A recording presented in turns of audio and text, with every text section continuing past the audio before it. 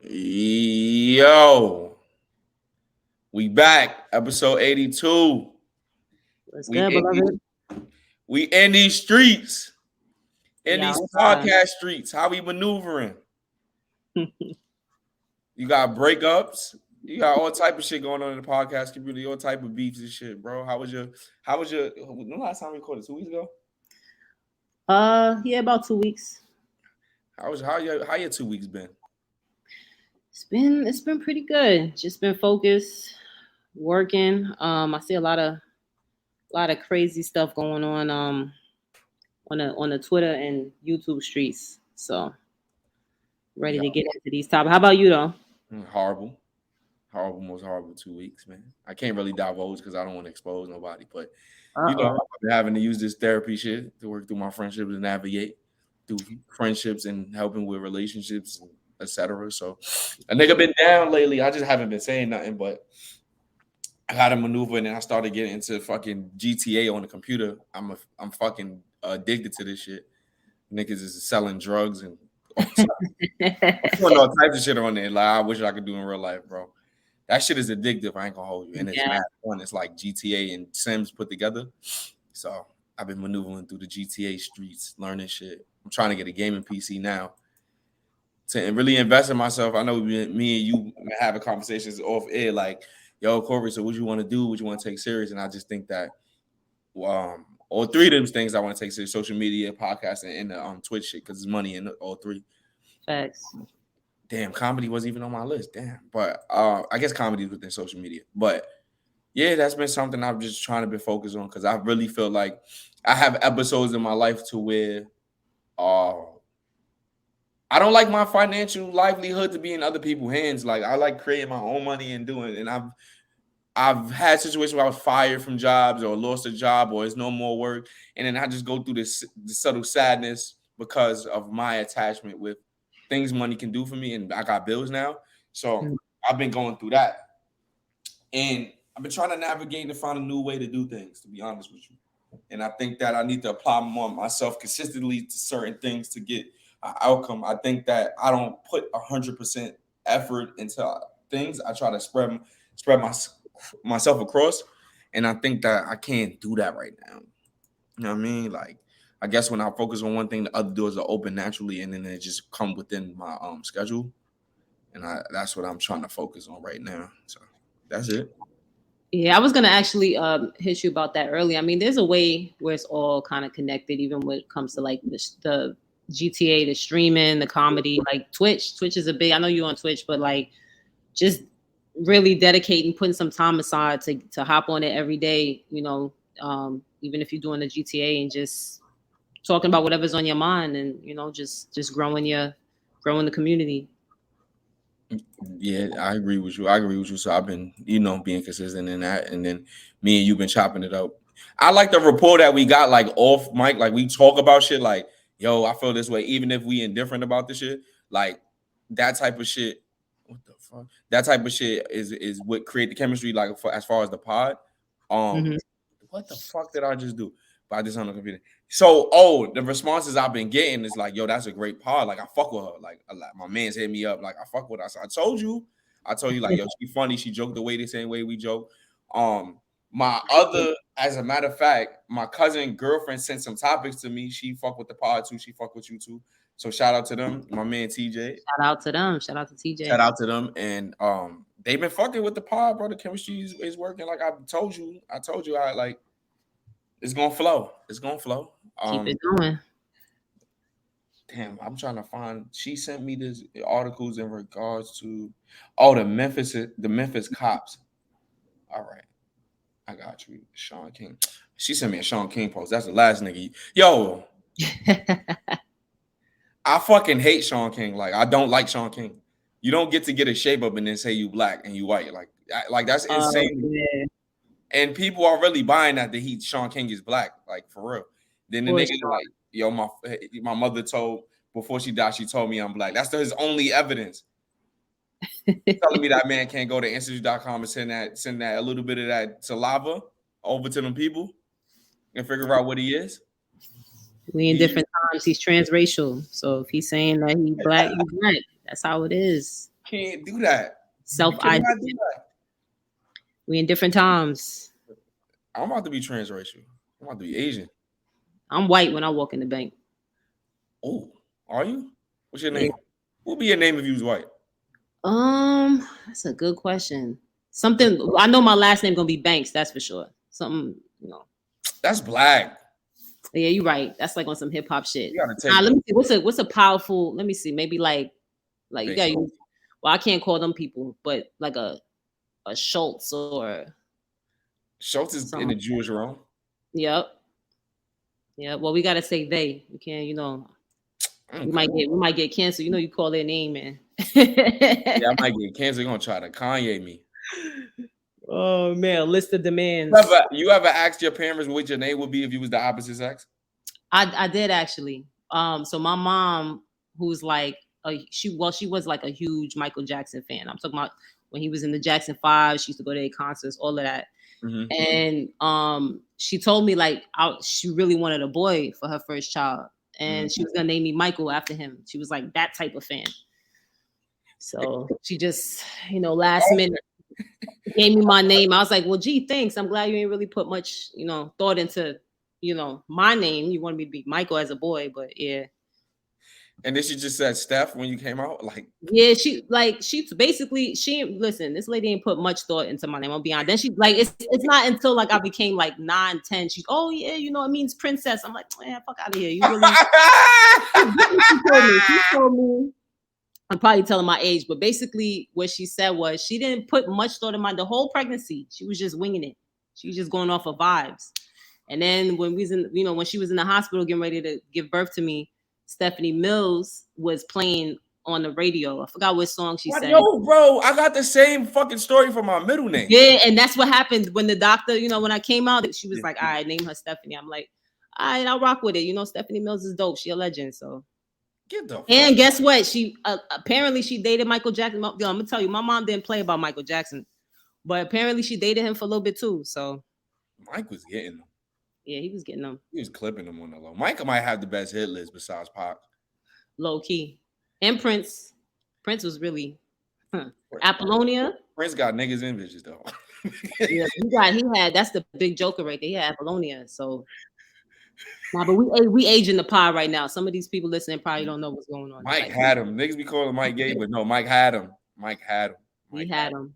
He had them lined up too. Hold on. I'm about to call my mother right now and see what my name would be. Let's see. She probably asleep. I gotta go over there anyway. Your name would have been CAREESHA. Nah, I don't know how they. My brother name. I don't know how they was gonna flip that. She sleep probably. Cornella. Yes, baby. Ma, you up? Yeah. What time is it? It's 10. Oh, at night. All right, Ma. I'm coming over there to bring my laundry. But look, I'm recording a podcast, right? And we're talking about what would be the like. What would you have named me if I came out a girl? Wait. Say that again. What would have been my name if I would have came out as a girl? Sophronia. I would have had your name? Yeah. Hell no. You couldn't. Come on. You didn't have no other name prepared? Huh? You had no other name prepared? No. God. Damn, bro. I was about to be a junior. I'll probably be over there and probably come late at night because I gotta bring my laundry over there. Okay, good. All right. No problem. All right. Okay, baby. So that's kind of the same stuff. Like my mother got like a. Yeah, our generation parents they didn't put much thought into it. It was just winging it. They was high off vibes. You feel me? They just was like, all right, we're going with the flow. You see, I was trying to keep it PC. I'm not keeping it PC. But yeah, my mother got a weird name. Her name is Sophronia, so her name means I like that. Greek goddess. It's Greek goddess. But don't give me no fucking name, Sophronia. See, you would have been a baddie. You would have had a baddie name. Dottie. So I dipping into topics. Yo, why X $10? I ain't gonna hold you. Like they wildin'. Like I go find them hen myself. Like I don't have no problem. Like you get me and a couple of the Glock Boom niggas, we'll find some hens, bro, and hatch these eggs because Eggs being $10 is crazy. Listen, I'm ready to get into a whole new market. I was gonna hit you like off the pod and talk about, you know, getting into this egg business. You feel me? I have a connect upstate. Matter of fact, I'm not even gonna get into too much of the details on the pod. We're not gonna give out the game like that. But I'm ready. I'm ready. I'm ready to get this. Yo, I went and got a because I started eating turkey again, so I've been trying to eat turkey burgers and stuff like that. So I went and got a fucking BLT with turkey bacon. The nigga charged me $10. It's crazy. Inflation. $10 for turkey, lettuce, and tomatoes. That's what he charged me for. $10 for a turkey bacon, lettuce, and tomatoes, bro. Yeah, that's not crazy. It's bad out here. It's bad. But even with the egg, they actually saying that the price is gonna be like that for a while, probably for the next year because of the bird flu and the production. Yeah, they said I think in 2022 over 52 million birds died because of the bird flu. So they have euthanized. That's why the egg. That's what they say. I mean, but here's my thing. Y'all keep talking. All right, here's my thing. Why the female birds is dying like that? Like that's cap, bro. Because the hens are the ones that lay the eggs, not chickens. Chickens are the males. So what are y'all doing? Because people who naturally don't eat hen, we eat chicken. What the fuck is going on with the hen specifically? First of all, I wanted to know why. If I'm not mistaken, I thought the whole bird was attacked because I don't know if you remember, there was a shortage on the wings of the bird. So even Ross had to change it from wing stop to thigh stop because they had ran out of wings. And I'm like, what happened to the rest of the bird? Like we should have already seen the signs leading up to. I don't know what's going on, but first the wings was missing. There was a shortage on the wings, and it was a shortage on the thighs, and now the eggs is sky high. It's getting crazy. Yo, hold on, bro. My whole life is a lie. Nah, listen to this. I know that hen are female chickens, but a rooster is a male chicken? Yeah. So what is the chickens that we see? What the fuck are they? Oh, those are hens that we see? Yeah, right? Yeah. The ones that's oh, wow. You know my whole life became a lie? Off of cows. I didn't know all cows are female. Learn something new. I just found the out. Actual name of the animal is cattle. There's a lot of I found out what an oxtail looked like. I thought it was a myth. I didn't I found out like maybe 5 years ago. They keep all them vegans keep posting that picture of the oxtail. I'm still gonna eat it. Nobody care, man. I'm gonna eat that shit, man. Yeah, chop that shit up. Now I don't eat red meat, but if I came out of retirement, I'm going for that curry goat. You best believe. It's a mental thing. I was having that conversation with my homegirl the other day. She was talking about curry goat, and I'm like, it tastes delicious, but it's a mental thing. I don't know what it is about to eat the goat. I don't know what it is. Why you can't eat a goat? It's just I just envision its family looking at me. Like goats have a very weird. Hold on, you was born here? Yeah. You visit Trinidad a lot? Nah. Oh, I was about to say because you viewing it as humans having companionships with animals. It's just, but it's his face though, like the way it looked. I just can't. Maybe because chicken and stuff, we conditioned to eat more. You're right. I'm more Americanized in the sense of it's. Because if you visit Trinidad, I can understand because they got farms and shit. You know what I'm saying? Like Jamaican. Yeah, nah, that's more my mom. Like my mom don't have it because she grew up in Trinidad as far as going out in the back, grabbing the chicken by its neck, breaking its neck, and you know what I mean. They catch they animals and kill it. You know what I mean? So. That's more. It's just like Koreans that eat cat. Like if they wanted to cook Chucky, I can't look at it as wrong because that's what they eat. Oh nah. They got to bake Chucky. They got to bake him. You know what I'm saying? But you got to fight before him. You got to fight before him. Well, actually, let me not say that because we've been eating cat for years. My nigga, that cat fried rice is every Chinese restaurant. I mean, I don't know if I should say cat fried rice. That's what I'm saying. If Chucky ever get on my nerves, that's when I choose to ever because I'm slowly working my way to eat chicken, right? So the first day I might take Chucky with me. Cause you know what I'm saying? I've been feeding him. I know what I've been feeding him. So Chucky whatever they, I said Chucky gonna walk out on you. Nah, Chucky fried rice is gonna be crazy. It's gonna go hard. And he fat and he old. Man, listen, bro, can't go wrong. Yeah, but my whole life has been a lie. I found out that the actual name of the animal is cattle. All cows are females and all bulls are male. I knew all bulls are male, but the actual name of the animal is cattle. We've been calling everything cow for the longest. And they're both cattle. So it's like, it's crazy. My whole life been a lie. That's for most of us.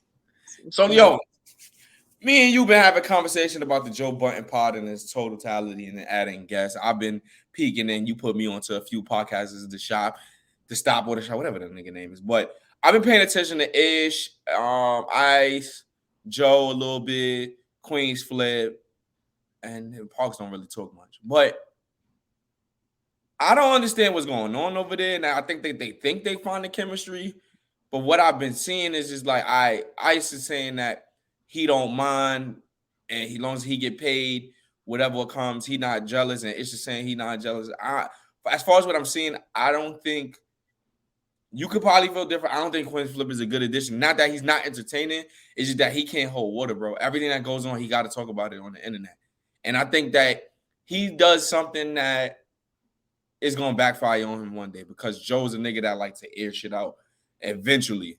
So I don't know if Queen's Flip is gonna get right, his attitude right, but what's your take on this addition, and Melissa Ford as well, addition to the Joe pod? I don't really listen to it, but I peek my head in and out.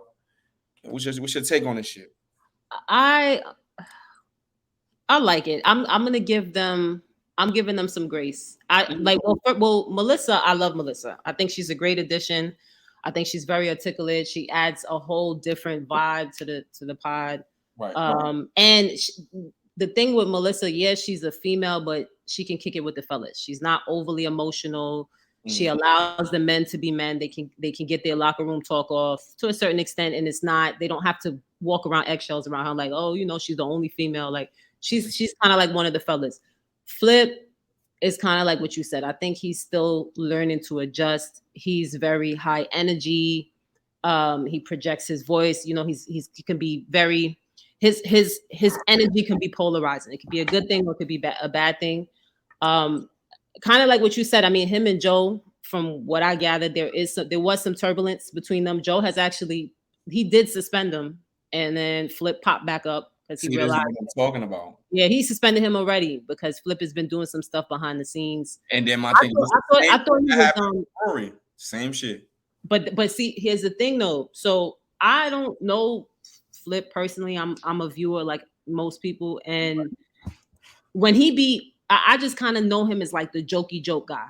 Right. So apparently he could be difficult to work with too, like Joe. Like apparently he has an ego, and he has this alpha male mentality, or at least tries to have that persona.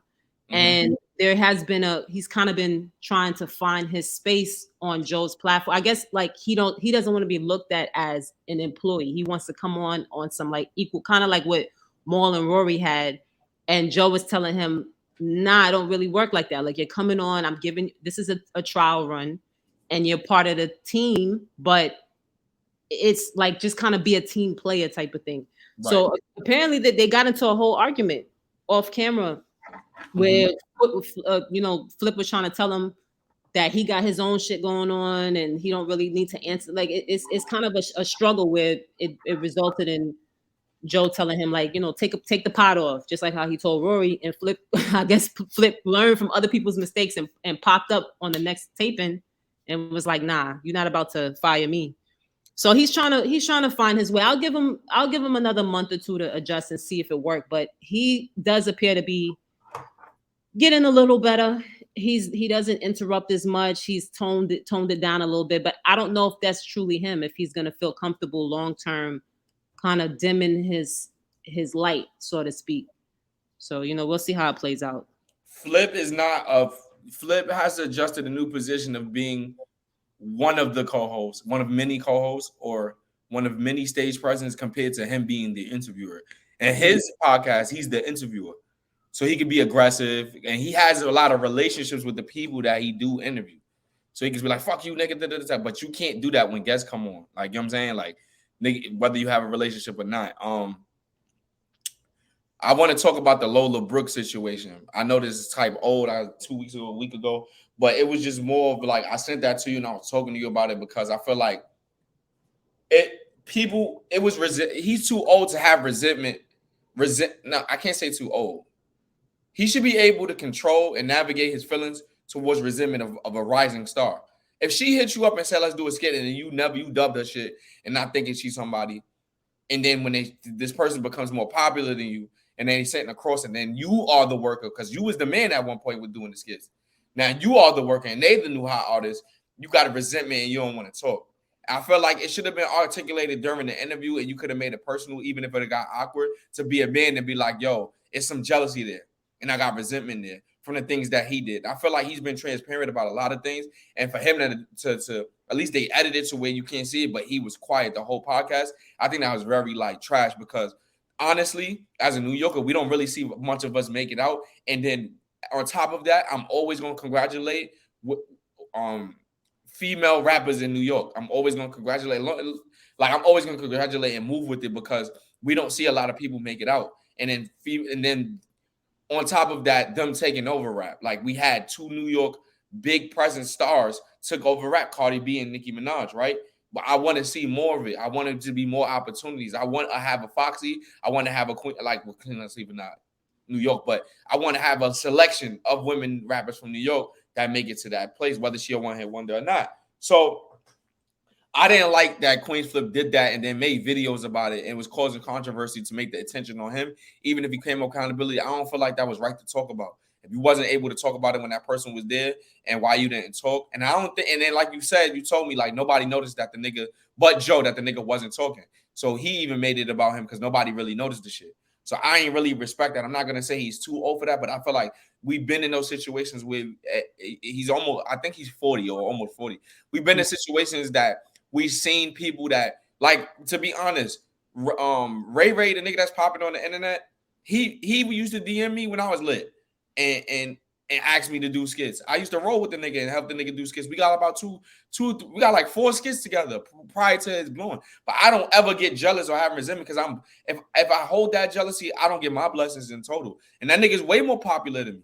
You know what I'm saying? Now, am I entitled to him standing the hand down and like, yo, let me get your shit up? No. Did I expect it? Somewhat, but I can't be mad because of it. I serve my purpose with this person. I put this person in a position and God might bless me with opportunities that I didn't see after I blessed them. And I just think that you got to navigate and feel like that instead of all of this emotional shit. I'm not saying that men shouldn't be emotional, but you're older than her. Then you're on a platform that you're a new trial run. Your emotion should have been put to the side for the sake of putting out great content. Yeah, I you're right. I agree, but I have a slightly different take on that situation. Mm-hmm. I don't know if it was completely targeted towards Lola. I think what happened is he was triggered. I think he was projecting. I think him seeing her was kind of a mirror, holding a mirror to him. Like I was saying earlier, I think he is having a hard time trying to acquiesce in this new position. I personally, listen, like we kind of had this conversation before too, as far as like male and females and like how we view ego and whatever. But I think that sometimes you got to take a few steps back to move 10 steps forward, right?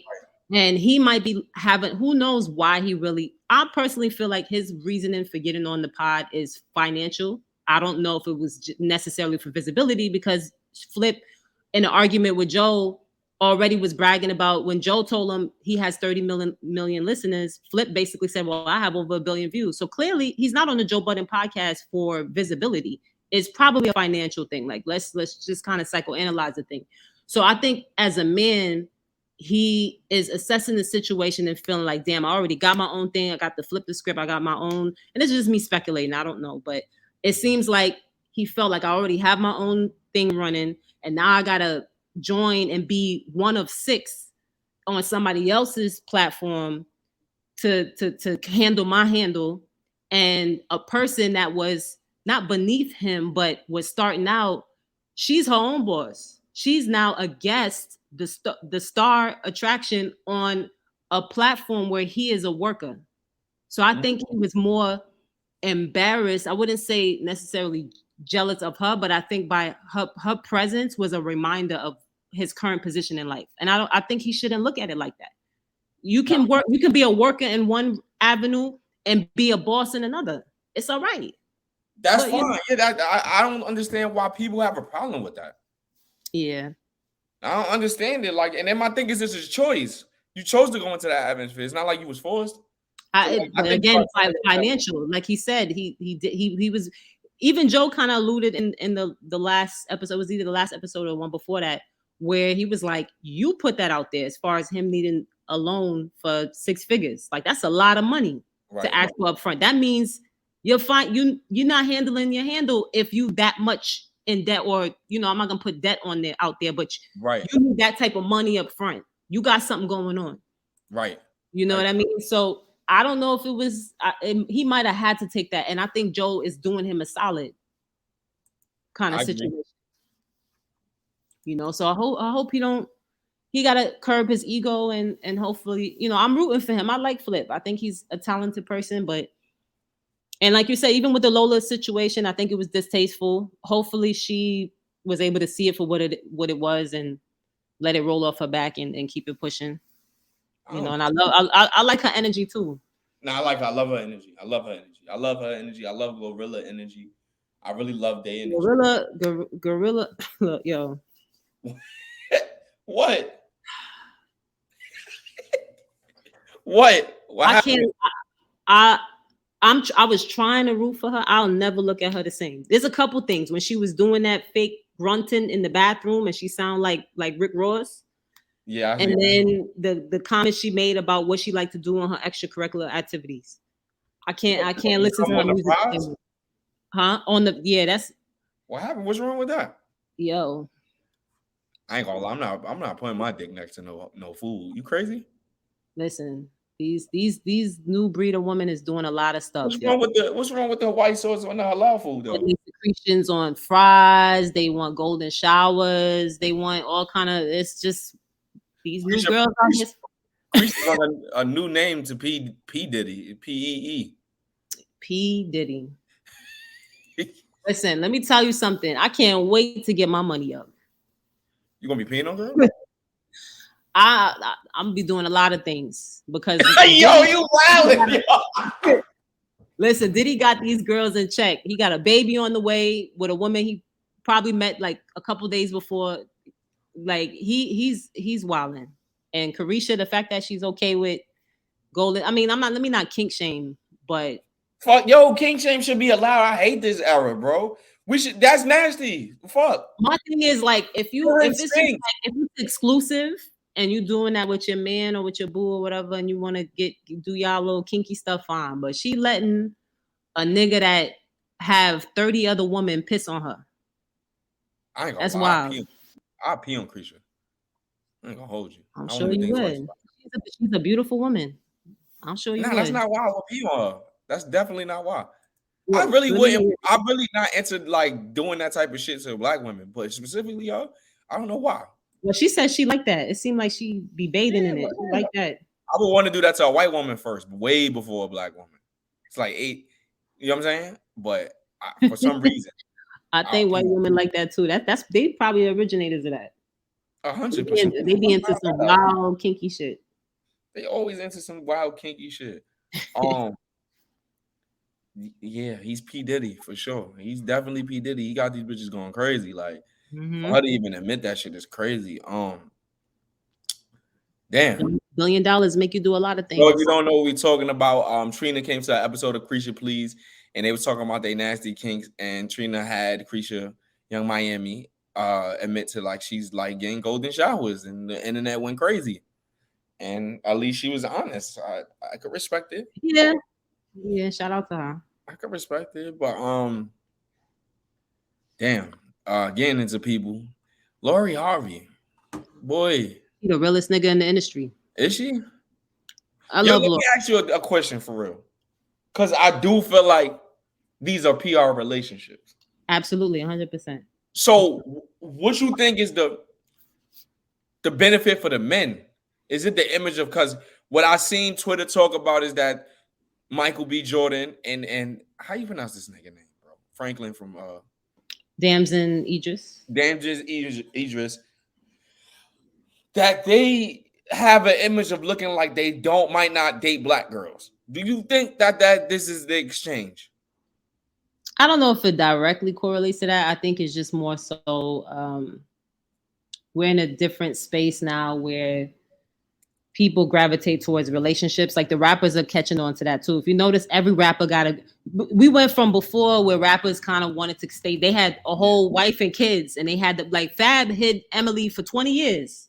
But now we're like in a space where people, they love to see that, like the whole TikTok and the social media influenced relationship. So it kind of falls back to this thing. I think with actors, in Damson's situation, if I'm not mistaken, he might have a project coming out soon. Same thing with Michael B. Jordan. He had what was it, Creed 2 or Creed 3 he was doing at the time, right, before he started. So I think it's just good visibility for them, and people love. And then there is that element too of the assumption that they only date white women. So who better than Lori Harvey, a beautiful black queen, on their arm? It just gets it gets clicks, and it gets them, their name in people's mouth, and it drives traffic to whatever movie they have coming out.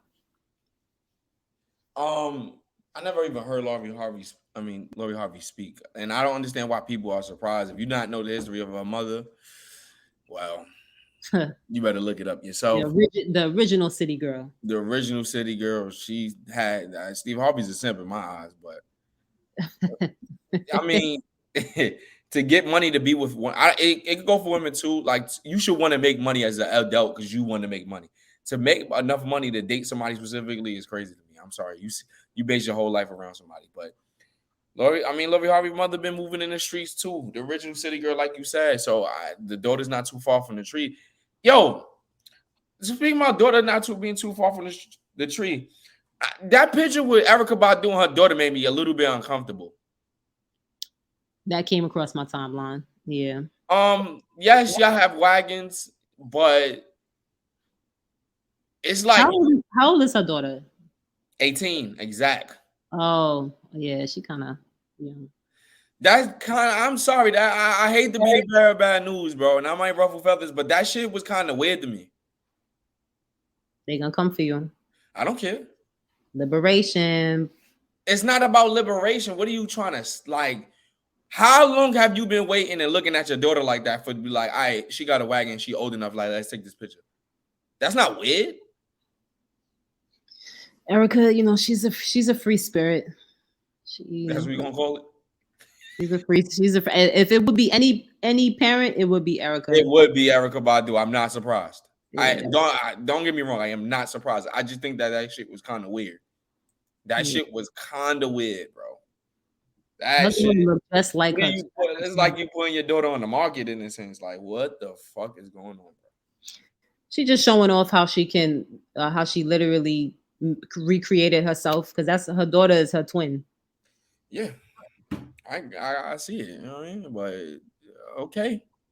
Yeah, it had mixed responses. Some people thought it was dope side by side, and others had the same views that you have.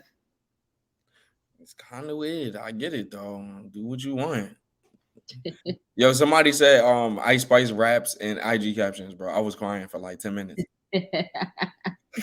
She do, but let me tell you, I know like a lot of people be hating on her. I love Ice Spice. I really feel like she the little princess of hip hop. Her project Light dropped. I've been playing it, You been playing it. I like it. I like her little Instagram caption rap. I be caping for Ice Spice. You be in the mirror like, how can I lose when I'm already chose? Like, you gotta add the light. Now the new one is a baddie gonna get what she want. Yo, now you didn't hear the project though? No, I'm not listening to that shit. Nah, she got. It's like she's Takashi in my eyes in a sense. Nah, I don't do her like that. You gonna put her with the rainbow? The hype, the music. He came around no matter. I'm not trying to be funny. I know niggas hate this shit. New York niggas specifically. He get credit in some of this drill shit, bro. Sorry. Who? 6ix9ine? Yeah. Nah, niggas gonna come for you. He held drill down for quite some time. We got to be honest here. Did he not? I got your back, Corey. Whatever. I support you. Thank you. He had drill lit for quite some time. Oh, no, I'm not saying I agree. I said whatever happens after the public interest, I will go to bat for you. I'll sit up on Twitter and I will continue. I ain't gonna tweet. I tweet this shit. They're gonna come for you. You know what's so crazy? When not Rod, what is this nigga name? Roddy Rebel. So he don't even call a nigga Tekashi. Be like pussy had to run. No, he did though. He did. I won't take that He away had to from him. run. Yo, I feel like it's sad as fuck. Pop Smoke didn't even get to see the fruits of his labor at all. Oh man, yeah. At all, bro. At all. You don't even know the town going crazy right now off this shit. Yeah. He created a whole new lane, a whole new Created sound. a whole new lane. And I think that I feel like the timeline, I know we could say the timeline, but the timeline got it. 6ix9ine got to exist. The yelling and all of that shit and the hard ass beats. He held Brooklyn down for quite some time, and you can't. He did. I can't even lie. And I still like. Listen, if he drops something right now, like I don't subscribe to the whole, the gang culture of that. But I just feel like I'm definitely a civilian. I don't want no smoke. But you just said you steal eggs. You ain't no civilian in here. You in an illegal activity. Listen, man. What's her name? Fanny, whatever. I know it's in Atlanta, but they doing sweeps. Oh, RICO charges, yeah. Can you imagine? Yo, me getting hit with a RICO for smuggling eggs would be crazy. I'm not saying for you. Well, you ain't throwing none of them eggs. I thought we was going in the egg business together. Oh yeah. I got something. Damn. So you already turned into gun already, son. You was gonna pull a gun on me. He said, nah, so my thing is, if one of us get locked up, somebody got to take all the time so the other person can do their thing and shine. So you got to take over the Corey Cash podcast. You can rename it and all that. Just keep the money. I'll try to hold it down. Have me eating good in the feds, yo. That's all I can play GTA. I'm good. GTA, couple of Uber Eats, I'm good. I ain't doing nothing anyway. I'll beat my dick for some time. I'll probably get married to one of these bitches that just met me, talking about they always like me. I get married just for some pussy. You know what I'm saying? Uber Eats to prison is crazy. To the fact. Did you see the as a cyber there was a post online that went viral of this guy who was talking about the COs and that they was charging niggas $9,500 to smuggle a phone in. Yeah. That shit crazy. Niggas is not getting paid enough. Crazy. I thought it was going for like a stack. That shit went up to $9,500. That's crazy. But my thing is, not times I not trying to be funny. Not times I say if you got a RICO case, you have money. True. Like if you got a RICO case, that's federal.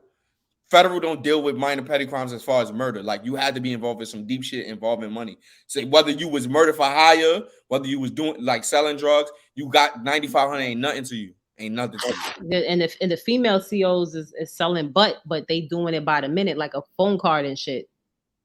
$1,500 for 10 minutes. I'm like, yo, this shit crazy. My nigga, they doing double shifts, not going home, bro. I'm not mad at them, bro. Selling butt out of prison is crazy. Why not?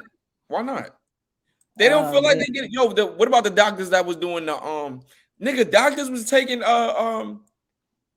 signing niggas papers off for the vaccine, nigga, with the cards. Making $100 a pop, my nigga. They gotta pay back that tuition money. I mean, I wasn't mad at that. Yeah, niggas was getting it. I feel like the police was hating over that. They need to free up. Yo, I wonder if the people that got locked up in 2020 over that shit, if they still in jail. Hell no, you fuck with pharmaceutical, you'll never come home. You fuck with pharmaceutical, you'll never come home. You don't fuck with pharmaceutical, bro. Don't even look that way, bro. You fuck with any type of pharmaceutical money, bro, you're done. It was a shorty in 2020, like I forgot her name. It was her and her mother. They was running it up. She was making like 60 bands a month off of that shit, off the fake vax cards.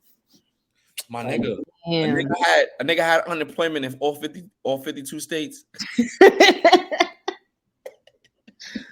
I'm mad I didn't do the whole. Let me not put myself in problem, but let me tell you, the second time around, if they lock this shit down, I'm signing up. I'll tell you that. I don't know. I may have gotten involved by mistake. Oh boy. Nah. Edit. How you get involved by mistake? That's what you're gonna tell them? That my fault. I didn't know. I didn't even know. Like I didn't even know. Like, oh, what's this? Oh shit. My account. Yeah. Oh wow. That's how much? Okay. Niggas was eating good. But what the fuck I was about to say? Yeah, 2020 was that year. Azul and fucking 1942. Oh my God. Was it a year? Was it a year, man? It was Like, so like I was talking and stuff before the podcast. This ain't got to be 2 hours long. We ain't got shit to talk about. I don't know. Do you want to talk about Blueface and Christian? Like, do we care? I mean, it's toxic, and I think the media needs to hold themselves accountable for the role that they play in promoting this young couple, because it's going to end badly if they don't take the cameras off of them. I think that girl is truly disturbed. I really don't understand what the woman out there. There's a lot of women that champion Krishan and her bullshit. Oh, she's grew up traumatized, and I get that. I do think that she grew up traumatized, but it doesn't condone her behavior. She needs real help, and he do too. But he's obviously a little more tolerable than, and he can control himself a little better than she can. But it's gonna end bad. Like I don't even want to put that out in the universe, but I feel like she's gonna end up hurting this boy if they don't separate. Oh, she gonna body one of his baby moms or his new baby mom. Like if you make a new baby mom. Well, I mean speaking of, because I was gonna say, I think now that she has her own baby allegedly, or she's pregnant allegedly, maybe she'll ease up off the baby mother, because I think that was the one up that the other baby mother felt she had over her. Mm-hmm. So that's why she was fiending to get pregnant. Do you think it's real, or you think this is like another angle to stay in the blogs? Man, bro, I don't know what to call this shit. I just think they making a lot of money right now, so it's like, why not continue? Even if it's gonna fuck up our mental health, let's continue. All right, that money. I think they locked in that way. Like, yo, let's get it by any means. Like, cause nigga, I ain't got no music going. Niggas not gonna buy my shit. Like, I made money on OnlyFans. I had a show. I was making money. Where can we take this? You know what I'm saying? I got a theory. The relationship is real, but it is money based. They're making money, but they ain't making as much money as, well, she's making life-changing amount of money considering where she came from. Blueface could touch way more. Pregnant is crazy, bro. I got a theory, right? So I know people saying like off the reality show, because normally artists jump to when you see a known artist go to reality, that's kind of a sign that they fell off. No disrespect. You know what I mean? So. And Wack, I don't know if you've been listening to Wack's, he be on Clubhouse. Well, I call it Wack House. Yeah. So he's been kind of saying, I know Blueface keeps saying he lost passion for it, but it's like, bro, he had Tatiana, he had Cardi B on the remix. Like he was kind of like on his way. He was on that trajectory, and he came out during a little like after that 6ix9ine situation where we kind of needed that replacement. Yeah. He was a Crip. People really believed. You know, they believe he was really in the streets like that. He had a perfect opportunity, but I think something going on between him and Wack. I think what's happening is he's purposely sabotaging his brand, at least musically, because Wack keep complaining about how they're losing millions of dollars off of this relationship. So yeah, in reality, because people like to watch a car crash or see a wreck, we're watching, but people don't want to do business with them. And I think Blue is sabotaging. This is like deliberate. He wants to get out of whatever contract Wack got him in, and that's that. Because he kind of said in a recent interview on No Jumper with Sharp, he was like, he's like, our business relationship is good, but on a personal level, I don't know. He kind of was like alluding to like they ain't really how it used to be. Mm-hmm. So I don't know. It might be something. It's just me just speculating. But I feel like there might be something there. I don't think you bugging. I think it has to justify why you getting beat in the head with a Henny bottle. He's in concussion protocol, like academics always say. He in concussion protocol every week for 30 bands a month. Like for me, that's life-changing money to make that every month. But for somebody like Blueface with his license, first of all, his house, they already done put because him and Ak is beefing, so he going through all his dirty laundry. So his money ain't coming in the way he making it seem. So it's like, why are you still attached to this girl if you're losing everything? So he got a show on Zeus, and then the show is just strictly on OnlyFans.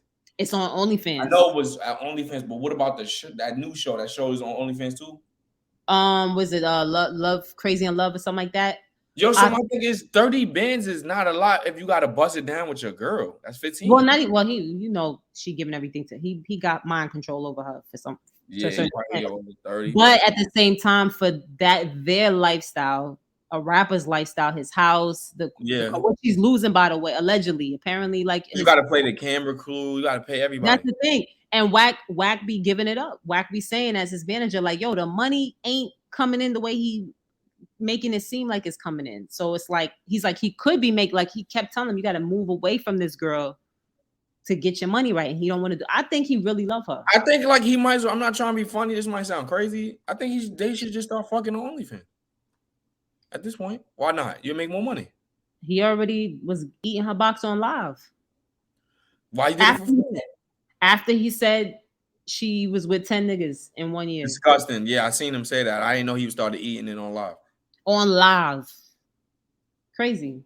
And then Wack already be, let me not be, you know what I mean? But Wack be giving it up about her. So the fact that he eating her box in the condition that the way Wack be talking about her, I think he's in love. I think they're the new. Yeah, I believe they. I don't think it's fake. I don't think it's fake. It's just it's a fatal attraction. Yeah, they definitely have a trauma bond. But I think that somebody got to intervene and separate them. Ooh, nobody. She done beat up his moms. Like, this is just crazy. Bro, that's I'm trying to say. You snuff your father. Like, y'all going too far. Y'all disrespect the families and shit. He spoke on that too. He condoning it. Crazy in Love, just like the show. That's what they are. And not the Beyonce song, nigga. This is some other shit. I wish the best though. Shout out to them. Getting into so I wanted to include this segment called Choosing Violence, right? I think I spoke about it on previous episodes, but I never got to do it. And when me and Steph, or it just be me, where we would choose a topic that is probably an unpopular opinion and just vocalize how we feel. And today I think Steph, you can go first, I go second, or however you want to do it. All right. Well, I wanted to talk about the whole Adam 22 and Lil House Phone situation. Because when you have friends like Adam who really need ops, right? Right. So that situation basically over at the whole no jumper community. Mm-hmm. House Phone, for anybody that's listening that's not familiar, is like his day one. That's the guy that helped. And it's not only his day one employee, that's like his real life friend. That's his partner. And he helped build the brand from the very beginning. He's been there since 2015, 2016. Mm-hmm.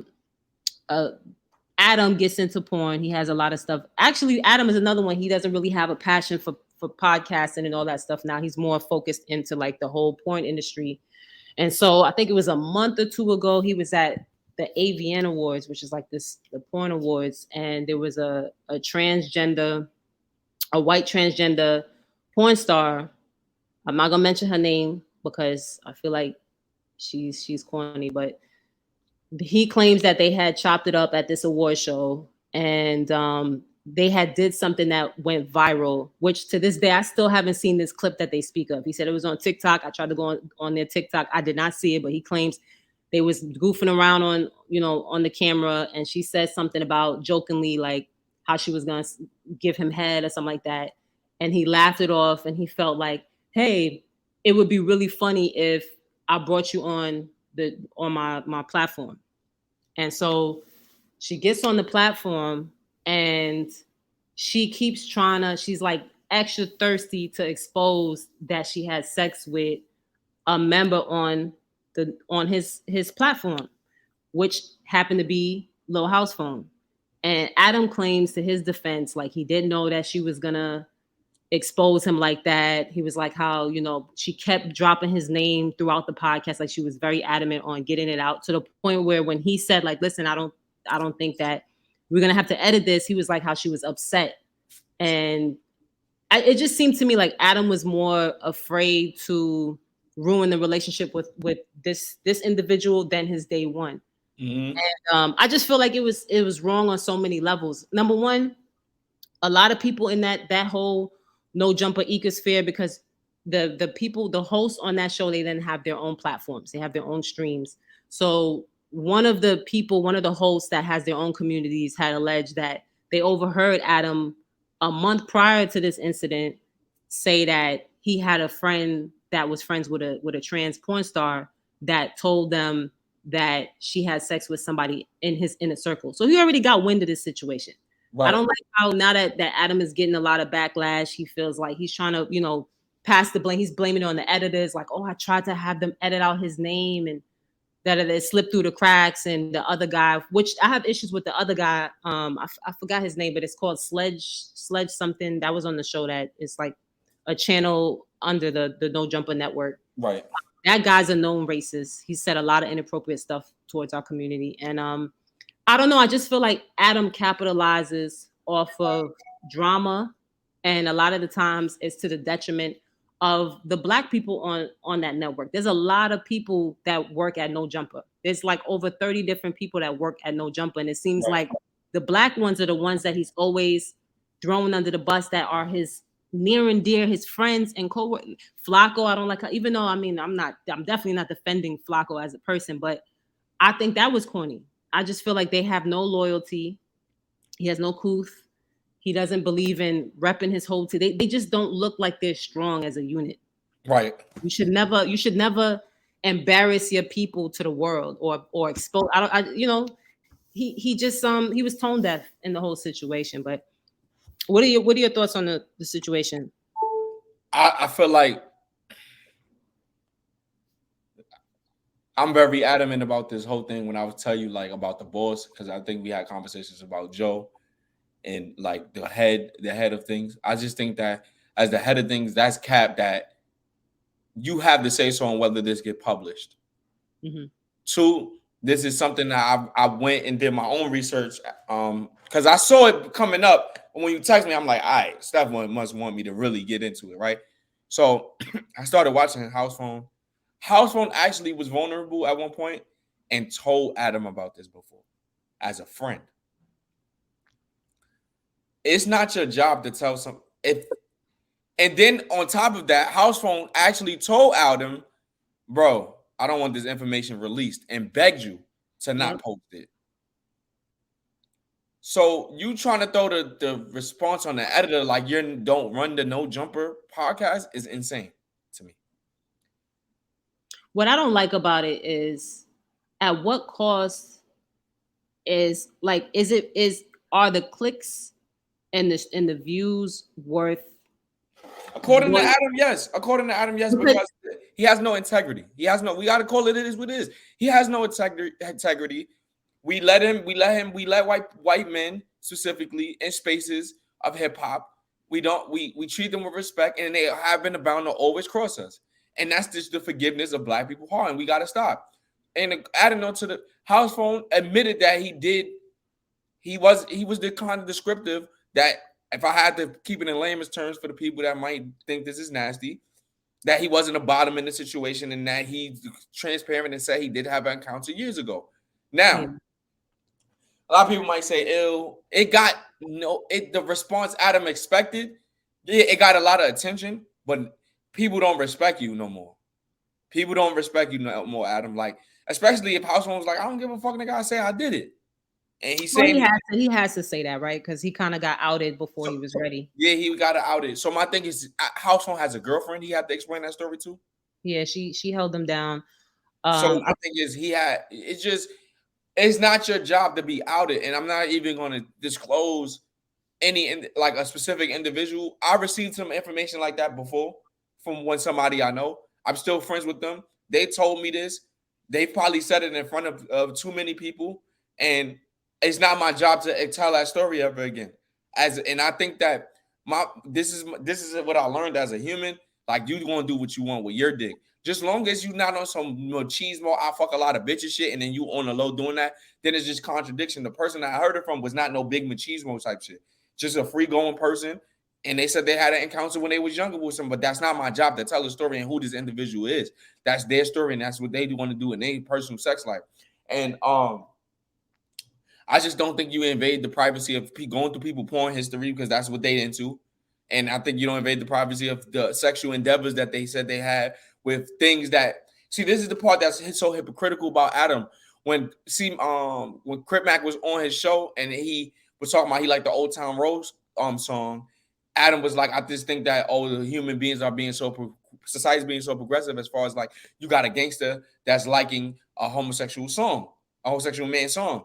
He's like, oh, it's progressive. But my thing is, you're contradicting because if it's so progressive, then that him expressing that to you should have been not looked at as a taboo. You hypocritical because you outed this man for having an encounter with somebody transsexual that's part of the gay community, but then so Crip Mac that listening, like do you get the connection I'm trying to say? Yeah, absolutely. You're not being consistent in your same point. Is it progressive or is it still a taboo? And I think us humans have to be honest, like it's both in certain instances, but especially with men, it's going to be forever be a taboo. Women are forever going to be able to express themselves in homosexual acts and then not be outed. But with men, it's quite different. But it wasn't worth the clicks. It wasn't worth the person that's the day when I build a company with you. And I just think that integrity is being lost in engagement. And I think Adam 22, you have, like you said, once you have something that's generating a revenue and you got to split it and you might not feel like you're making much money, you create another avenue. Now you breaking bread with your girl in porn. So my thing is the clicks wasn't worth it, bro. Like you make money. I get if you didn't have no other avenue. You make money in other avenues. You are the boss. And this is something, and then it's just been drama in totality, like you said. Even with Flacco, I don't agree with him. I don't like him. He want to be academic. But at a point, I understood AD when he was talking about, at this point is bullying. Because if AD got us outed of the same thing of being a fake and not being from the hood, you niggas would not be going off and on because you niggas would know that he willing to scrap. So y'all pick and choose who y'all want to do it. And House Phone, to be honest with you, House Phone has always brought a calm vibe to that podcast. He's not aggressive. He's a cool ass dude. And he has turmoil with Adam prior to this. I don't even know of what. But I seen our House Phone take days off and Adam speak about their relationship. And he's been through a lot. Like he recently. And my thing is, Adam even speaks on situations between co-workers and like you don't know how to separate. You think that co-workers and friends information should be projected online to YouTube to put for judgment of others, and then that's when your judgment gets skewed by other people's opinions of your friends. And that's why I'm like, I'm not into that type of shit. And then when Joe Budden and them niggas check that nigga for monetization of black trauma, I think they got backlash of it. But Joe was right the whole time. I felt what Joe was saying. Yeah. And white people have this thing of playing oblivious to not knowing. White men do that a lot, and that's a problem. That's a problem. There's no way you don't have no empathy and sympathy and find nothing wrong with this. You cannot blame it on a worker that works under you. You have to say so whether that's published or not. Well, here's the thing. I think he genuinely was told. Like, I mean, come on, look at Adam. Adam is he can't. I'm not shooting him that bail no more. Oh no. I'm not shooting him bail. What I'm saying is like the difference between his community and like the black community, right? They are tone deaf in the sense like Adam of himself. His wife is an active porn star. Like they literally, and they have a child. Like they have an unconventional lifestyle. And I think with white men, they can get away with gay jokes and they do that all the time. Like say, for example, if it was Adam, if she went on that platform, it was like, oh yeah, me and Adam, we fucked 5 years ago, and they can talk about in detail, it would be in the news cycle for 24 hours. It wouldn't be a big deal because it's Adam and he's a porn star and he's white. But for House Phone, this is gonna be with him forever. And not what about the mental state of the person that was transparent about you and you told? Like black men are completely committing suicide. A lot of black men are getting outed and committing suicide. Gone through a lot. Yeah. So my thing is, what about that? What about if your friend killed himself and you never got to say sorry? You got to live with that forever. Yeah. And I'm not shooting Adam no more bail because I understand the previous issues as far as I don't even understand the Joe Budden shit. But if I had to go based on shooting him bail, it's been multiple complaints. When you not gonna seek, what's the problem in what I'm doing? I'm not shooting white men no bail because that ain't even that. Yeah, we can personalize it as black people. That could be a white on white thing, and that still could be a problem. It's still a problem no matter the race. Telling a story that niggas like, yo, I want you to take it down, and then you adamant about getting this person on your podcast is crazy.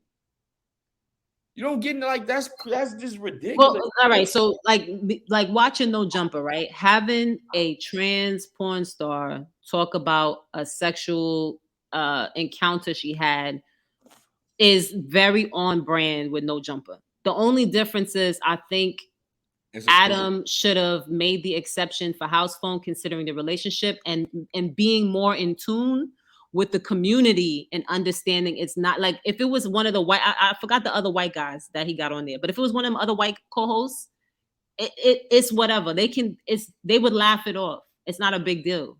But I just feel like he should have known if he claims this is his real life friend.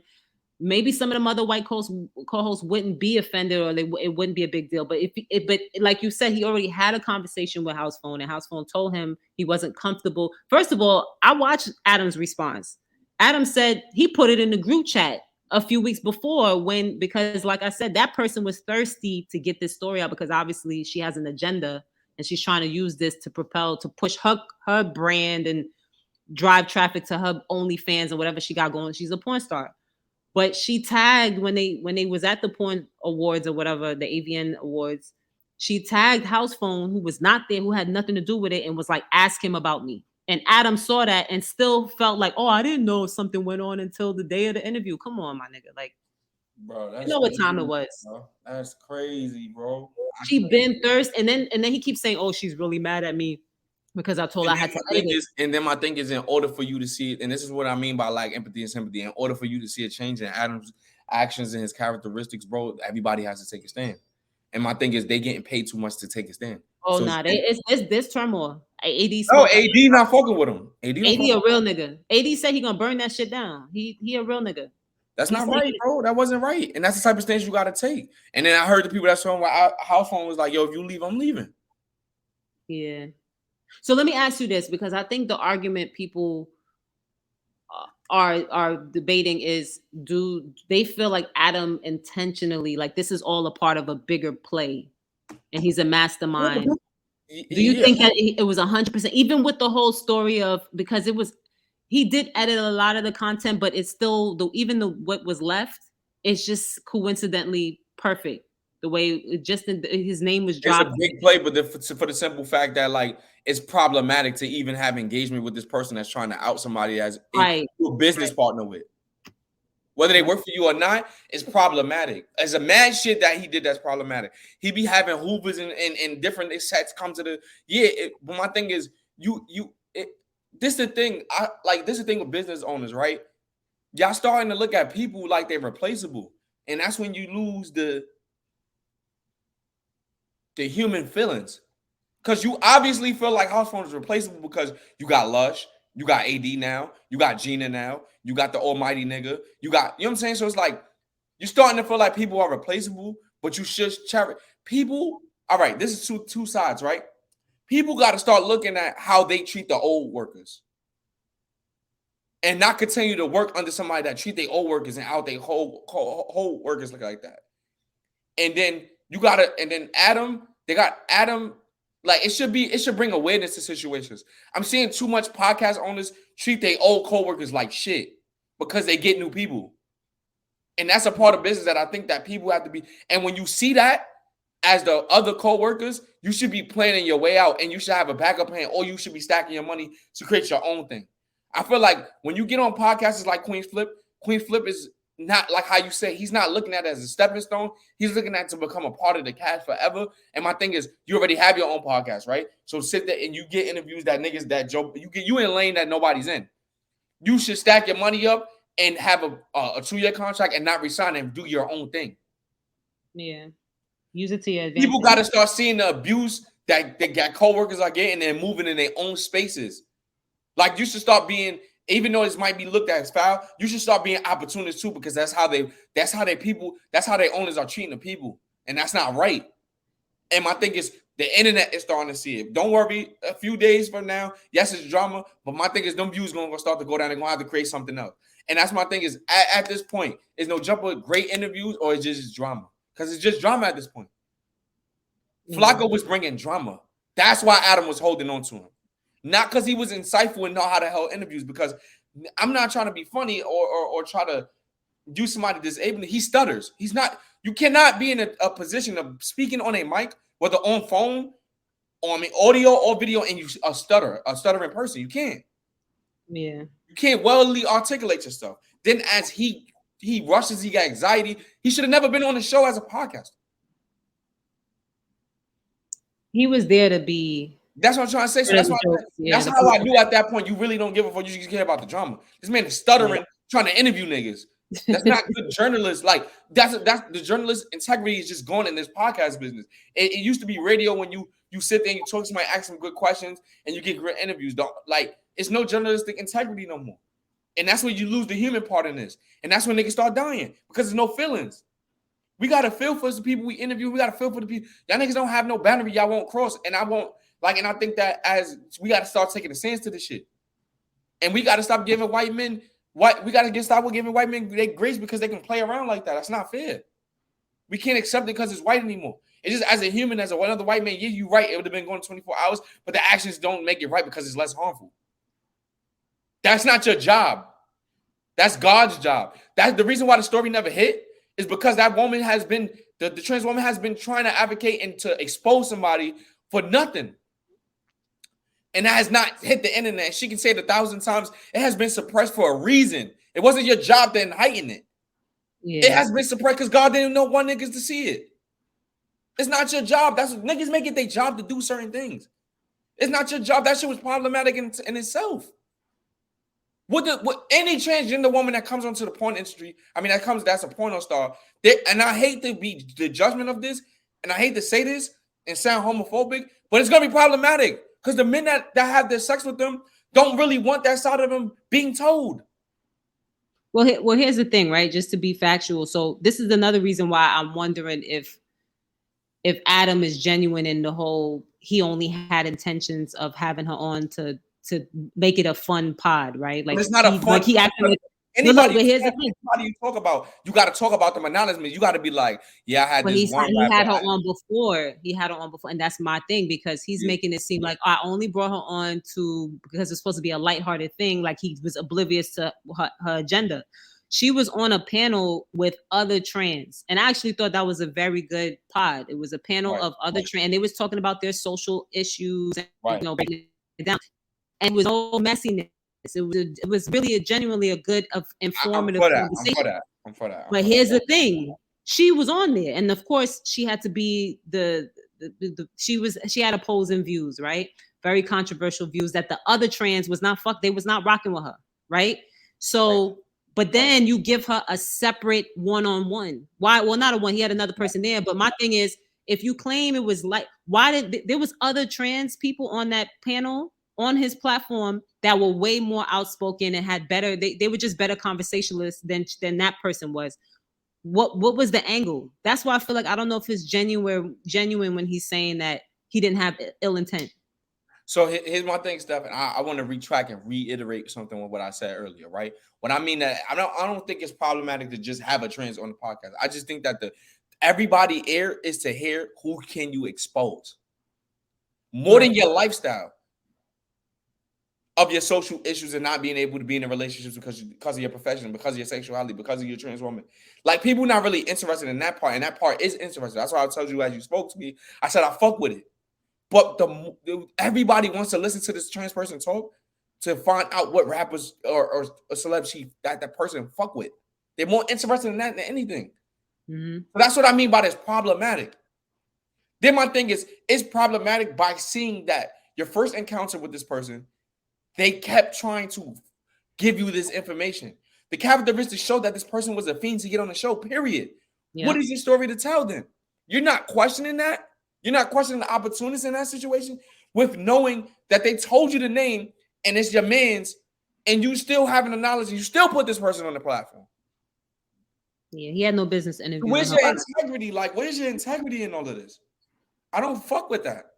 I don't fuck with that, bro. I don't. I'm not giving no white man no grace. We have repeatedly, as black people, told Vlad, told Adam, told millions of people, Skip Bayless. We told them so many times about what's probably, y'all think we just nitpicking. We actually telling you about real shit that you might be oblivious to before. But we bring it to your attention. There's no more you being oblivious. You might be not attached to it emotionally, but we're telling you that it's a problem.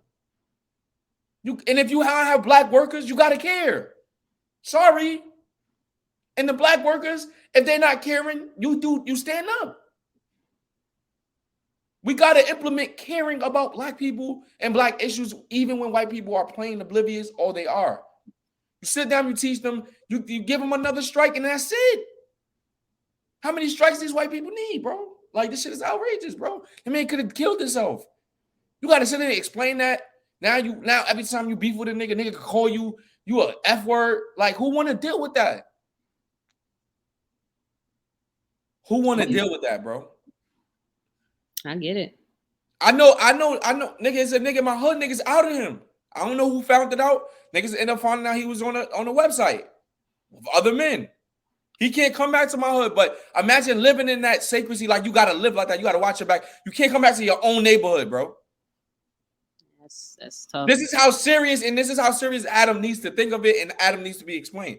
I know niggas personally that cannot come back to the hood, bro. That got out, that got on the pod. And another thing, as I was thinking about it, and I'm on the train, and I'm just like, I'm not saying I did it, and I'm just saying I could see the spaces in when men feel unheard, because that's why a lot of men is in games, because they don't have the fatherly love, right? They don't have the fatherly guidance. They don't have the male companionship.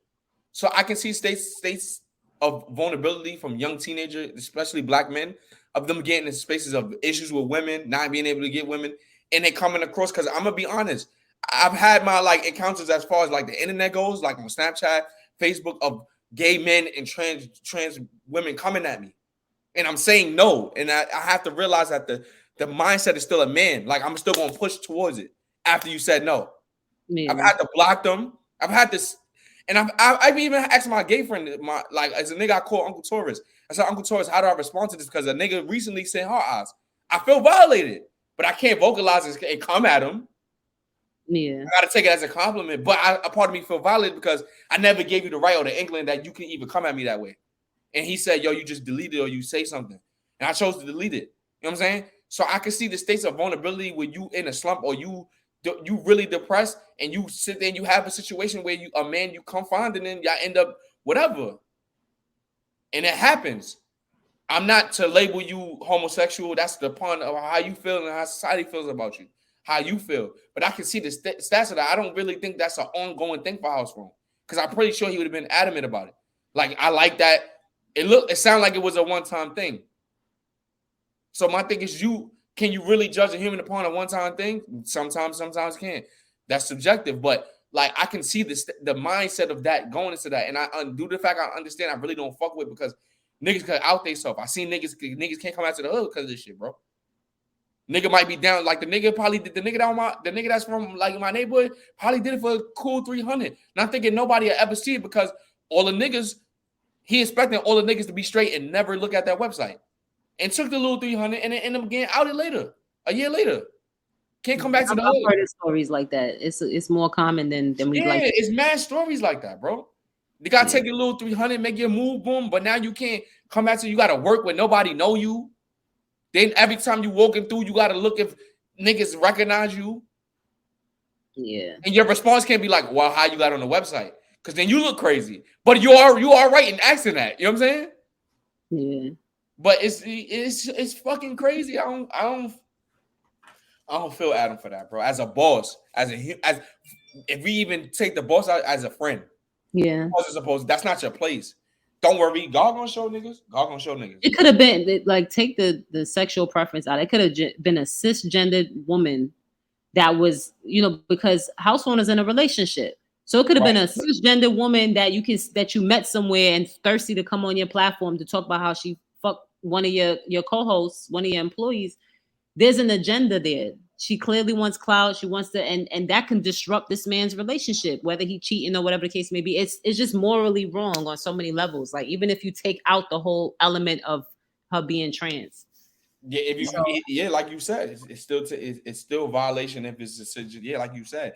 It's just more of like, bro, you're not even thinking about the perspective of like, you know how women feel about that shit, bro. You know how women feel about surprisingly his girlfriend held it down. I know, but like, you know how women feel about that shit. I think that shit is disgusting. But they could instantly become turned off, and he could just lose his girl because of some shit. Yeah, he's lucky that and then he go into depression. Now he kills himself.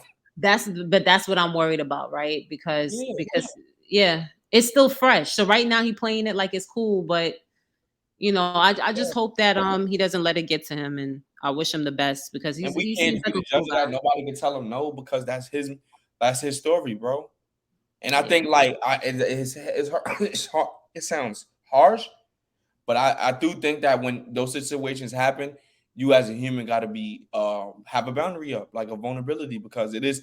I think that house won't understand that it is his fault. He didn't have to release that information. You know what I'm saying? So it is fault in that, but come on. All right, well, I have two takes actually, since we're on the choosing violence that might ruffle some feathers. So first off, I feel like men that are attracted to trans men that look like women, they're not gay. You're attracted to like, especially the ones that don't know until it's too late, right? Or until you approach them and they tell you. There's somebody, listen, some of these trans you really can't tell. They do a phenomenal job, surgery and all of that. So if you're a man and you're seeing somebody from across the street or from a distance and they look like a woman and they're feminine and the voice and all that, and you're attracted to that, that doesn't make you gay. Like, I don't understand. I mean, I understand the stigma in the community, but I feel like, we got to be more open-minded to that and alleviate some of that pressure that some of these men are going through, because a lot of men have gotten tricked. And I don't respect the trans people in the community that do that too. I know there's this, like that can be controversial to make that statement too, because they feel like, well, we're women, so we shouldn't have to, reveal whatever. But no, you have to let people know for many reasons too, because safety, but also like, listen, because I've heard, not all, I can't speak for all, not all feel the same way, but there are some trans that feel like they shouldn't have to say that because they're women. My thing is, some men want to have, what if they want to have kids? What if they want to have a family? Right. You have to give him that right to know. And I'm talking about the ones that fully converted, that clip. Yeah. But it's there's that. And then also, I know Adam is to blame for a lot of stuff, and I do feel like I think he's a narcissist. I think he puts himself first in every situation. I would hate working with him, and I think No Jumper is a very hostile, toxic environment. And he's gonna lose a lot of people after this. I think this is a wake-up call, because if he could do that to his day one, he could do that to any of them. But I also want to put some blame on House Phone.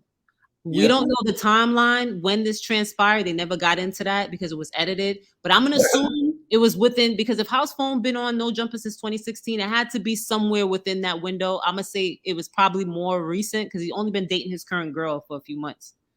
So my thing is, you're a public figure. You're on one of the biggest social media platforms. You have a presence, my nigga. So if you're dabbling in the dark, if you're dealing in some extracurricular activities that is taboo and that you don't want out there, you have to move with a little more caution. You have to have a little more discernment. Or if you are going to dabble in that, deal with someone that has some integrity. Like, within 5 minutes of listening to, I'm not going to call their name on this pod, but within 5 minutes of talking to that individual, you can tell that's a messy person that is self-driven and they're clout chasing. Right. But he claims he met her and like they actually have songs together and everything. So he's been rocking. I don't think it was like a one. So that was and that's the crazy part. Why you not, Adam? Why you not looking at it as a friend trying to out another friend about some sexual things that they got into? The trans woman is House Phone's friend. That's another thing why he was blindsided by it, because he's like, what's your angle? Why are you trying to? But that person, that's why I said, if you listen to them on the other, because she has been on the podcast on his platform before in a group setting, and in comparison to the, like, all right, I'm gonna just give it. So one of the issues that they were debating is about trans women being fully nude in like the locker room after the gym or at the spa, the ones that haven't fully transitioned, because it seems like that person didn't fully transition. She still has a dick.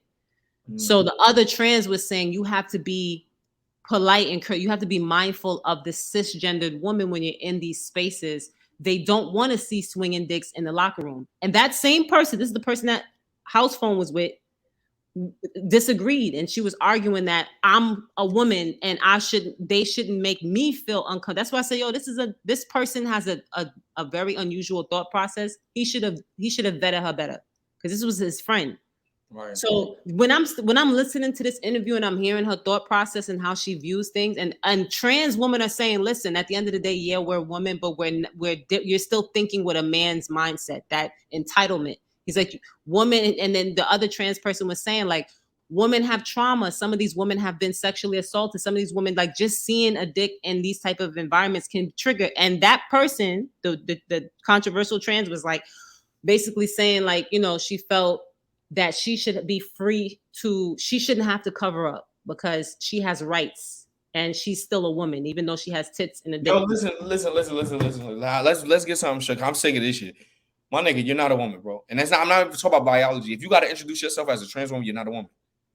But well, Steph, you're a woman, right? Steph, you're a woman, right? You introduce yourself as a woman. Yep, I was born that way. But you was born that way. My thing is, yeah, it's a reason why that word exists before the word woman. Cisgender women say I'm women. You're not a woman. You're a trans woman. And I'm not trying to differentiate you. It's a reason why you articulate yourself and you say I'm a trans woman. You don't just, trans women don't go around saying they're women. They just don't. Well, they do. Well, but that was, it's some acknowledgement that it's some acknowledgement that it's an acknowledgement. They say I don't know. I'm saying, all right. You do have trans women that go on the internet and be like, well, I'm a woman too. Well, I'm a woman too. Well, I'm a woman too. But when they introduce themselves, they don't just say I'm a woman. They say I'm a trans woman, most likely. Right. That's what I'm trying to say. Even the girl we talking about, she's saying I'm a woman in those instances, in those situational instances, in those settings. But she's in a trans woman conversation. And they wasn't agreeing with her. That's why I think that's what I'm trying to say. You're in a trans woman conversation. If you was a woman, you wouldn't be included in a trans woman conversation about podcast. You wouldn't. Exactly. So my thing is, it's acknowledgement. Don't play oblivious to it for your benefits. It's acknowledgement that you're a trans woman, that it's something different about you, rather than a cisgender woman. So let's not talk about I'm a woman and I get the free. Let's talk about safety. Rather than your fucking feelings, let's talk about safety, bro. Let's really talk about safety. You got other trans women that say, nah, you don't do that. And you're the only one. You're the common denominator. You're the outer one. If you want to continue to do that and do that in those spaces, deal with the reaction, my nigga. Don't complain. They brought up homophobic. That's People the thing. you, this is a problem. This can be a problem. So if you choose to do it yourself, don't cry that you being hated on. But here's the thing. That's why her peers were basically talking about, even in women's prison, how there's an increase because now you can self-ID. You can say, hey, I identify as a woman, as a trans that hasn't fully transitioned. You're thrusted into a all-female. And that's why some of these inmates are being raped and all. They were, well, sexually assaulted. One got mad at him pregnant, remember? That's it. And they brought that up too. This is, mind you, this is a panel full of trans. One of them was trans from female to male, and the rest was from male to female. Mm-hmm. And that individual whose name I'm not going to speak was the only one who had to be, you know, a contrarian and just had their belief. And that's why I bring it back to house phone, because this is not like a one-off drunken encounter. He's obviously had conversations with this person to understand their headspace. And he should have, I wish he used a little. Now, granted, he's had a lot of losses. He's been through a lot. So his mental space he probably wasn't in the best space to use that discernment. But I just wish this brother, if you into trans, you should have used a more responsible trans, my nigga. Somebody that's not so clout chasey. You know what I mean? Or like niggas say, sign NDAs, bro. Because ain't nothing wrong. You like what you like. You know what I mean? But it's just like, why? Because you got to choose the weakest one in the bunch. I'm not even mad that he liked trans. You chose the weakest one. It's crazy. Right. But you know, we're already gonna get enough trouble for this conversation. So fuck it, bro. It gotta become, these conversations have to happen for it to become normal in our society, for it not to cause friction and backlash. Because with men, straight people are not allowed to. Well, I'm a straight man. But usually straight people are not allowed to share their opinions about the gay community. And I think that a lot of times we don't listen to the common denominators, like as far as that conversation, as far as exposing yourself or not. Like, are you a trans woman and that you're a trans woman when you're talking to a guy? I think the mindset is still male. Like you're getting aroused, or now you're getting aroused. You enjoy the chase. You enjoy the chase or the manipulation. That's still men mindset. Because if you're choosing not to say that this is you're a trans woman and you're engaging with a male, you know that he perceived you as a woman first. That's why he hollered. Now, if your voice is altered and everything is altered and you got a good damn surgery, you're enjoying the manipulation. You're enjoying the control of it. And for some reason, trans women cannot put their emotions and their thrill aside to say, well, listen, whip off this this situation cannot be like that safe sometimes. This situation can be harmful. And with me or him, they don't think like that. And that's still men thinking. Men enjoy that type of shit. That's why men lie to women. They manipulate them so they can still have sex with them and not tell them the truth. It's the same mindset that's applied to straight men, quote unquote, to trans women. It's the same mindset that's applied. And I think that we forget about that when we talk about biology and trans women specifically. I don't understand why we throw the mindset out and just think that they automatically think like a woman or a gay dude. Like, I don't understand it. We remove that, and that's a thing. This is still, that's why this conversation is still happening, because men want control in those instances. They don't want to lose the ability of gaining attraction. Men like attraction as well as women. They don't want to lose the ability of having somebody under their finger. So they rather not say, so it blows the moment. They don't receive the pleasure from it. That's the same shit men do. I'd rather lie to this chick and keep fucking her until she catch me, instead of just tell her the truth and she either gonna fuck with me or not. It's the same thing. It's no different. It's different circumstances and physical appearance, but other than that, it's the same thrill. Men get a thrill out of trickery. Men get a thrill about playing cat and mouse. We get a thrill out of it. We have to acknowledge it. It's the same thing. It's the same thing. Same mindset that's going into it. But then you get into situations where trans women are killed, and we say and complain, trans women are killed every year. There's many of them. And there's a lot of those situations in which they're not being upfront about it. Then you hear the straight men, which some of them could be in disguise as download, saying, yo, now y'all need to tell. Y'all need to tell. You, and my thing is, you trans women, just the operation doesn't remove the mind. You know you should tell. You know you should tell. Then you hear the straight men say, yo, now you should tell. What they download, what their intentions is with y'all. They're telling you as brothers, like, yo, you should tell. You should tell. And y'all not listening. Y'all just taking y'all emotion out of it, and y'all want y'all thrill, and y'all want y'all chase, and y'all like, nah, I'm not going to tell. And I think it's problematic if I do tell. And it's not my job to tell. And then you get in situations where it can get violent and somebody lose their life. But y'all don't want to listen, so continue to live in that environment. Go ahead. I ain't judging you no more. I'm not advocating for it no more. I think that their conversation is very immature, especially if one side is saying tell. And it's majority of people that say, some of these men that are saying tell could have intentions that they probably like. It's men out there. That's the issue. The biggest fear is that nobody's going to like y'all. Y'all don't want to be in this world alone because y'all already have social issues. I get it. Nobody wants to be alone. And a man feeling alone is one of the worst things. I get it. But it's men out there. They might not be your type. And the niggas that are approaching y'all might be your type. It's men out there that want to date trans women and be in public with them and want to have PDA and all of that. But y'all don't want those people. Y'all want the one that don't want y'all. Y'all so infatuated with people that don't want y'all. It's insane, bro. These conversations is just ridiculous. But I'm transitioning to choosing violence of my side. I got a beef with Jason Lee. My beef with Jason Lee, I've been feeling like this for quite some time over years of watching him. Jason Lee, if you don't know, he runs Hollywood Unlocked. He's a gay black man. I said this on Twitter.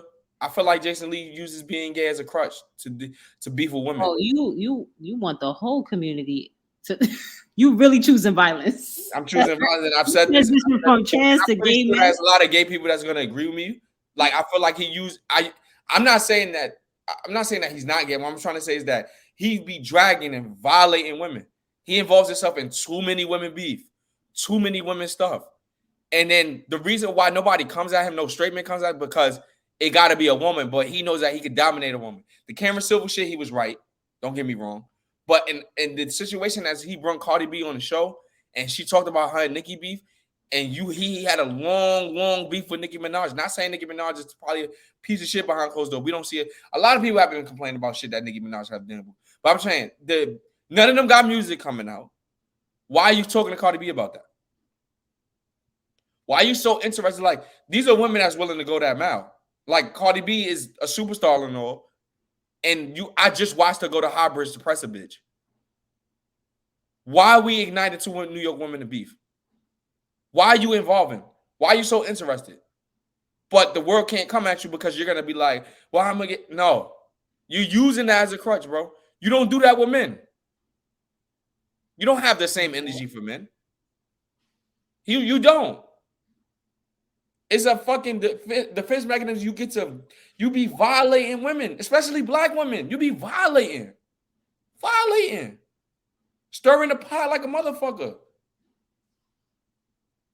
When you should be the person used to.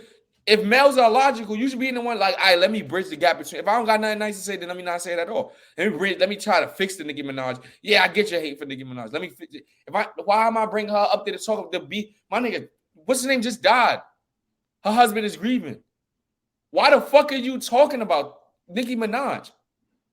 With Cardi B, we already know his tension. There's been mad tension. Why the fuck are you doing that? There's no music coming out on either end. That shit is, I don't like that nigga, bro. That nigga move snakish to me. I don't fuck with that, bro. I'm sorry. It's all about content. It's all about content until it's time to like somebody gonna get somebody to fuck you up. Yep. Content. These women will get you killed, my nigga, for real. That shit is whack, bro. I don't like that shit, bro. I really don't like that shit, bro. Like that shit is very corny to me, bro. That shit is very corny, and you know that niggas can't come at you because that's what you're gonna use. That's exactly what you're gonna use. You snakish, bro. You was a snake, and now you on Breakfast Club being more snakish and corny. I don't fuck with that, bro. I don't fuck with that. But I don't got nothing else to say. Nah, I mean, I hear you. I think the media as a whole just has to do better. Hey, I agree. I think we cared too much about drama, but that's what creates the clicks. Nothing positive. Okay, whatever. Yeah. I mean, anything else? Oh, we ain't even get to. Damn, we potted for 2 hours. That shit. The shade room. I know you went to. Well, you kind of was talking about. We ain't really. Yeah, but 21 Savage. Do you care about that shit? I mean, I pray for him. I hope that 21 Savage was on the Clubhouse. Yeah, talking about real street shit and how he ain't never lost nobody and niggas getting killed fucking with him. And I'm quite disappointed. He dropped X amount of people on their side, and I just think he got emotional. His ego was tested. And I will say he's typically very level-headed. He's a very intelligent brother. I just think that the person he was arguing with, you can tell it's a real op. Like it's somebody he had personal issues with. And I think he was really triggered because he didn't really, if listening to the whole argument and Savage, he's gotten into other debates on Whack House like numerous times. And I just think that guy, he didn't really say nothing too out of pocket or something that differed from anybody else. I just think it's personal, and he really got him out of character, and hopefully that nothing comes from it because he incriminated him. So he said a lot of wild stuff. Yeah, he did. He jumped all the way out the window. Yeah, he did. Yeah, I ain't gonna lie. He did. Well, Bobby Shmurda, I mean, this was a while back, but he kind of crashed out too. Remember, he was saying how he did X amount for the top of the year. Like he was saying some wild shit. Yeah, he was wilding too. Yeah. He was wilding. Niggas been. I feel like them niggas, street niggas be tested too much. It's gonna come out. I'm kind of disappointed he was talking about like niggas getting dropped, but niggas gonna come out of character sometime. Like, yeah. Internet play too much. You playing the internet don't believe in the streets because of the shit that the streets is doing. When you got niggas like Tekashi and Gunna snitching, is the streets really the streets anymore? When you could just sit there and walk around, niggas used to get killed for snitching. It's not a thing anymore. So do streets rule really apply in a new internet era when niggas is not trying to go to jail for killing niggas and shit like that? Do it apply anymore? Like, are we living by street codes anymore? Like when y'all niggas is killing innocent. We already know when I was growing up, women and kids was out the picture. Y'all niggas killing babies and killing women. Whole different, The street code don't even exist no more. At all. Niggas never used to sell dope on Sunday. Sunday used to be dead ass family days. You see no drug dealers outside for real. Yeah. Do street rules even apply anymore? Like, that's how I be looking at this shit. This shit is crazy. Yeah, the rules keep changing. The rules keep changing and it's becoming more lenient towards different type of men because of their status and what they did. But like, no, it shouldn't. Women and kids should be out the picture. It used to be respect. You see a nigga with his kid, you don't kill him, and y'all can have intense beef. He might have body your cousin, you don't kill him. Now today, y'all don't give a fuck. Yeah, you catch him the next time. Niggas don't move like that no more. Nigga, I remember no funny shit. One time I was sitting in front of the building with this was like before my dad died. I ain't gonna hold you. It's 2012, 2011. I was sitting in front of the building with my dad one time, and I was wondering why this Dominican nigga was staring at my dad. And he looked like he wanted to do something, but the reason why he didn't do nothing because I was there. Crazy. You know what I'm saying? Because my dad, I ain't gonna hold you. My dad used to owe the loan sharks. Loan sharks wanted to fuck him up. My dad used to drink and then own the loan sharks, and that's the type of respect that niggas used to have. That shit is.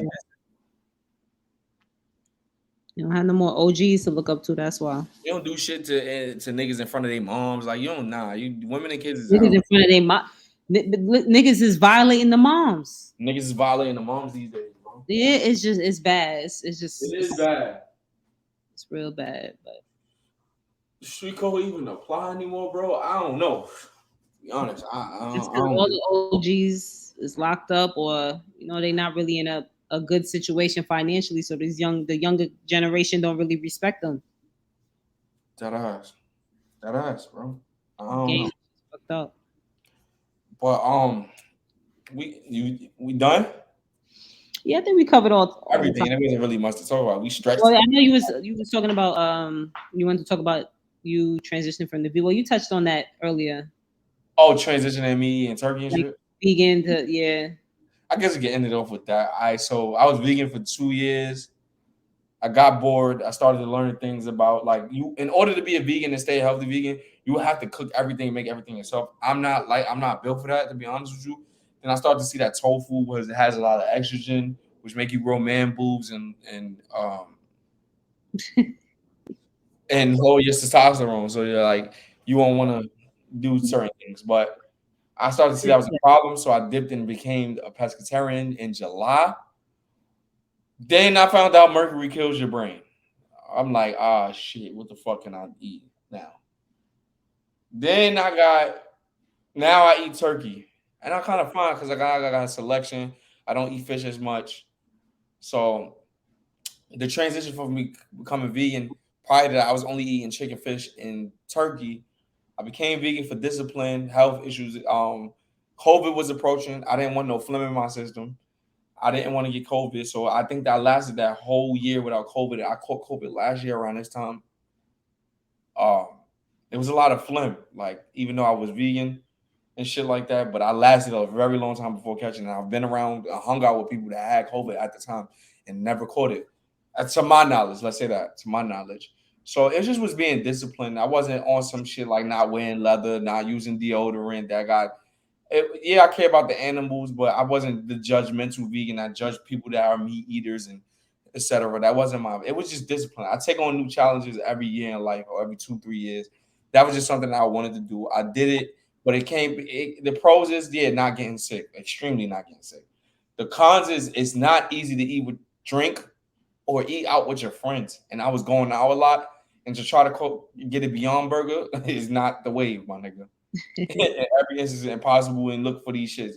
To try to get what got fries. Is this cooked with this is made with chicken stock? It wasn't easy. I ain't gonna lie. It wasn't easy going out.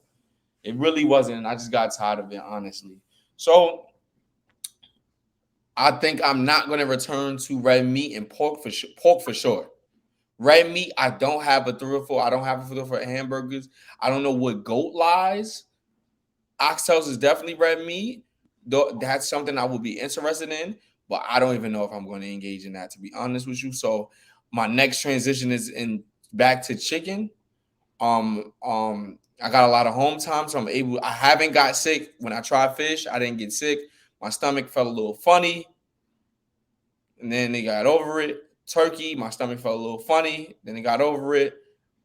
Chicken might be the one that get me sick, and I'm willing to go through that because it brings more choices into things I can eat when I'm going out and things I can eat in the house, because these things that have protein. So I'm back into that. Like I'm back into now. Do I see the transition in far as I haven't been seeing because I think when vegan I was more like you feel level-headed and you don't feel emotionally attached and reactive to things. You got a lot of random energy. I don't feel like that no more. Like I don't feel like how I felt when I was vegan. I'm lying because these nights I've been staying up, but it's pros and cons to both. Like to be honest with you, it's just more of a discipline thing. I want to change my eating habits. I'm 31, going on 32. I want to get my health right. I think my selection was skewed with just fish and mercury, and that was just killing me. And I'm eating that shit every day, and it got boring too. So that's where I'm at with it. Okay. You still have a balanced diet, so. Facts. I want a chicken salad. I ain't gonna. I want a grilled chicken salad. I ain't gonna hold you. I'm down. Deli. It's a chicken salad. I said from 81st Deli. It's a chicken salad. Get one of these. Yeah, get one of these. Now to get one of these. Yo, but episode 82. We out of here, I guess. We out of here. Yeah, till next time. Holla at y'all.